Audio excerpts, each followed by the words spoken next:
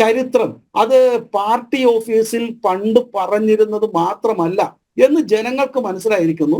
ഇന്റർനെറ്റിന്റെയും പുതിയ ശാസ്ത്ര സാങ്കേതിക കാരണങ്ങളുടെയൊക്കെ കാലഘട്ടത്തിൽ ഇത് ചരിത്രം തിരിച്ചെഴുതപ്പെട്ടിരിക്കുന്നു. ചരിത്രം മാത്രമല്ല കേട്ടോ, സയൻസും. ഞാൻ ഇതുമായിട്ട് ബന്ധപ്പെട്ട ഒരു കാര്യം കൂടെ പറയാം. ഇത് ഡയറക്റ്റ് ബന്ധമല്ല. ഇപ്പോ പല കാരണങ്ങളാൽ എനിക്ക് തോന്നുന്നത് ഐസക് ന്യൂട്ടന്റെ ഒക്കെ തിയറി വരെ തിരിച്ച് മാഞ്ചസ്റ്റർ യൂണിവേഴ്സിറ്റിയുടെ ഒക്കെ പല തിസീസും വന്നിട്ടുണ്ട്. ദിസ് ഹാസ് ബീൻ ഒരു വൈശേഷിക സൂത്രം എന്നുള്ള ഒരു ഭാരതീയ പഠനത്തിന്റെ ഭാഗമാണ്. ദിസ് ഹാസ് ബീൻ പ്രീവിയസ്ലി ഇത് ചരിത്രത്തിൽ ഉണ്ടായിരുന്നു, ഇതിന്റെ ഇൻവെന്റർ അല്ല എന്ന് പറഞ്ഞ് മാഞ്ചസ്റ്റർ യൂണിവേഴ്സിറ്റി പുതിയ പഠനങ്ങൾ മുന്നോട്ട് വച്ചിരിക്കുന്നു. അതുപോലെ തന്നെ നിങ്ങൾക്ക് സ്വന്തം നാടിനെ അല്ലെങ്കിൽ സ്വന്തം ഗ്രാമങ്ങളിലെ മലയാളികളെ വിശ്വാസമില്ല എന്ന് പറയുന്ന പ്രധാനപ്പെട്ട രണ്ട് കാര്യങ്ങൾ. ഒന്ന്, നിങ്ങൾ എപ്പോഴെങ്കിലും മാധവനെ കുറിച്ച് കേട്ടിട്ടുണ്ടോ? സംഗ്രാം മാധവനെ കുറിച്ചിട്ട് ഈ കേരളത്തിൽ എത്രയോ പൈസ തിയറിയൊക്കെ എത്രയോ വർഷം ബ്രിട്ടീഷുകാരനും യൂറോപ്പുകാരനും ഇതിനെ ചിന്തിക്കുന്നതിനും 250 വർഷങ്ങൾക്ക് മുമ്പ് ഇത്തരം തിയറികൾ കണ്ടുപിടിക്കുകയും ലോകത്തിന്റെ മുന്നിൽ അവതരിപ്പിക്കുകയും ചെയ്ത ആളുകളെ കുറിച്ച് നിങ്ങൾക്ക് പറയാൻ ഭയമാണ്, മടിയാണ്, ഭീതിയാണ്. നിങ്ങൾക്ക് ഭീതിയാണ്.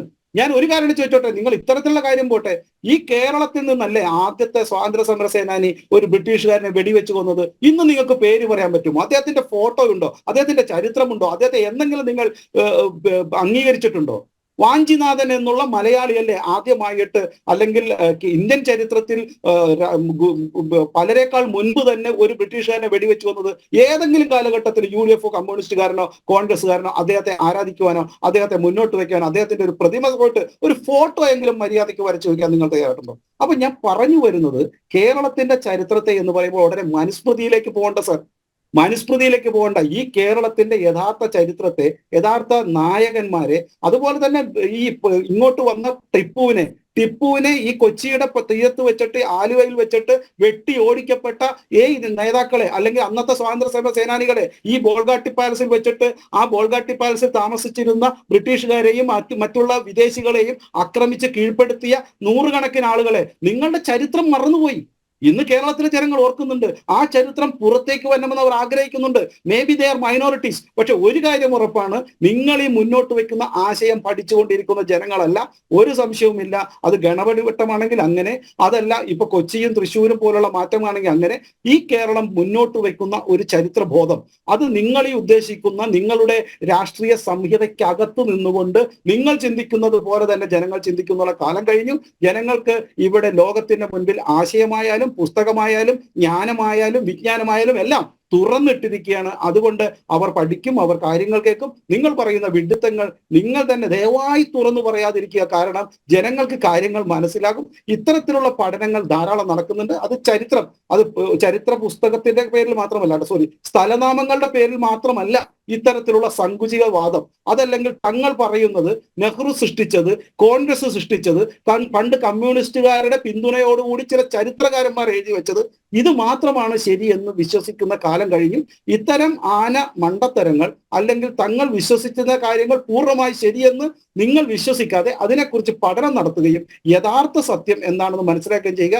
ദയവായിട്ട് മഹാത്മാഗാന്ധി അല്ല, ടിപ്പു സുൽത്താനാണ് സ്വാതന്ത്ര്യം മേടിച്ചതെന്ന് മറ്റു ചാനലെങ്കിലും പോയി പറയാണ്ടിരിക്കുക. പ്രത്യേകിച്ച് മലബാറിന്റെ തെരുവിൽ നിന്ന് പറയാതിരിക്കുക. ജനങ്ങൾക്ക് എങ്ങനെയാണ് പ്രതികരിക്കുക എന്ന് മനസ്സിലാവില്ല. അതുകൊണ്ട് ടിപ്പു സുൽത്താന്റെ ആക്രമണത്തെയും അതല്ലെങ്കിൽ അത്തരം കാര്യങ്ങളെ മാറ്റിവെക്കുക. ഇന്ന് കേരള ജനത ആവശ്യപ്പെടുന്നുവെങ്കിൽ ഒരു ചെറിയ കാര്യമാണ്. ഇത് ഒരു സ്ഥലനാമം, അതിന്റെ ചരിത്രപരമായ രേഖകൾ ഇന്ന് നേരത്തെ സൂചിപ്പിച്ചതുപോലെ കേരളത്തിന്റെ ചരിത്രത്തിൽ തന്നെ, കേരളത്തിന്റെ സർക്കാർ ചരിത്രത്തിൽ തന്നെ പറയുന്ന ഒരു കാര്യം ശ്രീ സുരേന്ദ്രൻ പറഞ്ഞപ്പോൾ അതൊരു പ്രശ്നമല്ലെങ്കിൽ നിങ്ങൾ എന്തിനാണ് ഇത്രയേറെ വാചകമടിക്കുന്നത്? നമുക്ക് ചർച്ച ചെയ്യാന്നേ. ഞങ്ങൾ പറഞ്ഞോ നേരത്തെ നരേന്ദ്രമോദി സർക്കാരിന്റെ വികസനത്തെ കുറിച്ച് ഞങ്ങൾ ചർച്ച ചെയ്യാൻ തയ്യാറാണ്. നിങ്ങളുടെ ചർച്ചയ്ക്ക് വിളിക്കൂ, ഞങ്ങൾ തയ്യാറാണ്. എന്തുകൊണ്ട് ചർച്ച ചെയ്യുന്നില്ല? എന്തുകൊണ്ട് ഇത്താരും ചർച്ച ചെയ്യുന്നു? അത് നിങ്ങൾക്ക് വികസനത്തെക്കുറിച്ച്, നിങ്ങളുടെ നാടിന്റെ നേട്ടത്തെക്കുറിച്ച് നിങ്ങൾക്ക് പറയാനില്ലാത്തത് കൊണ്ടാണ്. നിങ്ങൾ ഈ രാജ്യത്തെ വിഭജിക്കുവാൻ, ഇപ്പോ തെക്കേ ഇന്ത്യയും വടക്കേ ഇന്ത്യയും എന്ന് വിഭജിക്കാൻ നിൽക്കുന്നു. നിങ്ങളാണ് പണ്ട് ആര്യനും ദ്രാവിഡനും എന്ന് വിഭജിച്ചത്. നിങ്ങൾ പണ്ട് ബ്രാഹ്മണനും അബ്രാഹ്മണനും എന്ന് പറഞ്ഞ് വിഭജിച്ചു. അതിനുശേഷം നിങ്ങൾ ഇപ്പൊ തെക്കും വടക്കും എന്ന് പറഞ്ഞ് വിഭജിക്കുന്നു. നിങ്ങൾ തൊഴിലാളിയും മുതലാളിയും എന്ന് വിഭജിക്കാൻ നോക്കി. നിങ്ങൾ എല്ലാ രീതിയിലും വിഭജനത്തിന്റെ രാഷ്ട്രീയം പറയുന്നവരാണ് രണ്ടുപേരും. പിന്നെ ഇപ്പൊ ഒരു കാര്യം കൂടെ പറയുന്നുണ്ടായിരുന്നു, വനവാസി എന്ന് പറയുമ്പോൾ എന്തോ വലിയ തെറ്റാണ് എന്ന് പറയുന്നു. പ്രിയപ്പെട്ട സുഹൃത്തെ, വനവാസി എന്ന് പറയുമ്പോഴല്ല, ആദിവാസികൾ എന്ന് ഒരു വിഭാഗത്തെ വിളിക്കുമ്പോൾ നിങ്ങൾ അല്ലെങ്കിൽ നമ്മളടക്കം നഗരത്തിൽ താമസിക്കുന്നവർ മറ്റുള്ള സ്ഥലത്തുനിന്ന് എന്നോ കയറി വന്നവരും ഇവർ മാത്രമാണ് ആദിമ നിവാസികൾ, നമ്മൾ വരത്തന്മാരുമാണെന്നുള്ള ഒരു ചെറിയ സത്യം കൂടി അതിലില്ലേ? അപ്പൊ ശരിക്കും പറഞ്ഞു കഴിഞ്ഞാൽ നമ്മളെല്ലാം ആദിവാസികളാണ്. അവർ വനത്തിൽ താമസിക്കുന്നതുകൊണ്ട് അവരെ വനവാസികൾ, നമ്മൾ നഗരത്തിൽ താമസിക്കുന്നതുകൊണ്ട് നമ്മളെ നഗരവാസികൾ. ഇതല്ലേ യഥാർത്ഥ മലയാളം? അല്ലെങ്കിൽ ഇതല്ലേ യഥാർത്ഥ ചരിത്ര ബോധത്തെ ന്യായീകരിക്കുന്ന ഒരു രീതിയിലുള്ള പദം? ഇത് മനസ്സിലാകാതെ വനവാസികൾ എന്ന് പറയുമ്പോൾ അവരെ തെറ്റായ രീതിയിൽ വ്യാഖ്യാനിക്കുന്നു എന്ന തരത്തിൽ ജനങ്ങളിൽ എങ്ങനെയെങ്കിലും ഇത്തരത്തിലുള്ള ഒരു വിഭജനവാദം സൃഷ്ടിക്കുവാൻ, നേരത്തെ ഞാൻ സൂചിപ്പിച്ചതുപോലെ ആര്യനും ദ്രാവിഡനെന്നും തെക്കും വടക്കുമെന്നും ഹിന്ദുവും മുസൽമാനെന്നും അതുപോലെ തന്നെ ബ്രാഹ്മണനും അബ്രഹ്മണെന്നും എന്ന രീതിയിൽ പറഞ്ഞുകൊണ്ട് നിങ്ങൾ നടത്തുന്ന ഈ വിഭജന ശ്രമത്തെ ഇന്ത്യൻ ജനത തള്ളിക്കളഞ്ഞു. അതുകൊണ്ടാണല്ലോ 40 സീറ്റായിട്ടും ഒരാൾ 4 സീറ്റായിട്ടും ഇരിക്കുന്നത്. അതുകൊണ്ട് ഒരു സംശയവുമില്ല, ഞങ്ങൾ ജനങ്ങളോട് പറയുന്ന കാര്യങ്ങൾ ജനങ്ങൾ കേൾക്കും, ഇന്നല്ലെങ്കിൽ നാളെ കേൾക്കും, കേരളവും കേൾക്കും. കേരളത്തിലേക്ക് ഞങ്ങൾ ഒരിക്കലും അധികാരത്തിൽ വരില്ല എന്നുള്ള രീതിയിലുള്ള വലിയ വാക്കുകളൊക്കെ ഞാൻ കേട്ടു. ഇത് തന്നെയാണ് ത്രിപുരയിലും പറഞ്ഞിരുന്നത്, ഇത് തന്നെയാണ് നരേന്ദ്രമോദി 2014 മത്സരിച്ചപ്പോഴും പറഞ്ഞിരുന്നത്. 19-ലും നിങ്ങൾ ഇത് പറഞ്ഞു, 24-ലും പറയും, ഇനിയിപ്പോ 24 കഴിഞ്ഞ് 29-ലും പറയും. നിങ്ങൾക്ക് ജീവിതകാലം മുഴുവൻ അടുത്ത തലമുറയ്ക്കും ഇത് പറയാനുള്ള ഭാഗ്യമുണ്ടാകട്ടെ എന്ന് ഒരിക്കൽ കൂടി നിങ്ങൾക്ക്